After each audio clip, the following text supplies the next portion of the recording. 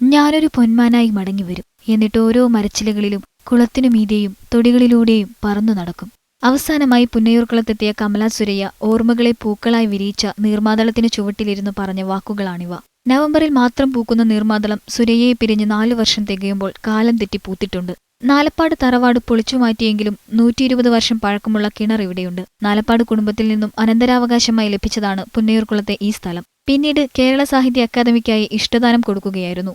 Trust secretary നൽകിയ 13 സെന്റും ചേർത്ത് 30 saint സ്ഥലമാണ് ഇപ്പോഴുള്ളത്. എം.എ. ബേബി സാംസ്കാരിക മന്ത്രിയായിരുന്ന 2010 സാംസ്കാരിക സമുച്ചയം പണിയാൻ തുക വകയിരുത്തി. ശിലാസ്ഥാപനവും നടന്നു.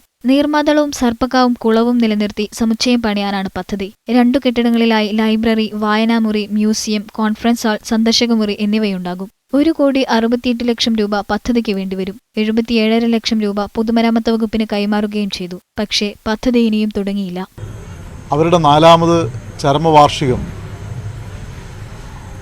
കടന്നുവരുന്ന ഈ സന്ദർഭത്തിൽ അവരുടെ സ്മരണയെ മുൻനിർത്തി ആരംഭിക്കാൻ തീരുമാനിച്ച സ്മാരകം പൂർത്തിയാക്കുന്നതിന്, എന്തിനാരംഭിക്കുന്നതിന് പോലും സർക്കാരിന് കഴിഞ്ഞിട്ടില്ല എന്നത് പ്രതിഷേധാർഹമായിട്ടുള്ള കാര്യമാണ്.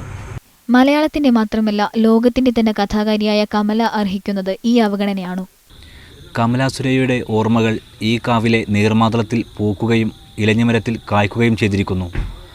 ലക്ഷങ്ങൾ മുടക്കിയിട്ടും പക്ഷേ അവരുടെ സാംസ്കാരിക സമുച്ചയത്തിൻ്റെ കാര്യത്തിൽ മാത്രം തീരുമാനമായില്ല. തൃശൂർ പുന്നയൂർക്കുളത്തു നിന്നും ക്യാമറാമാൻ സഞ്ജു പറ്റമലിനൊപ്പം അഫ്താബുർ റഹ്മാൻ, മീഡിയ 1.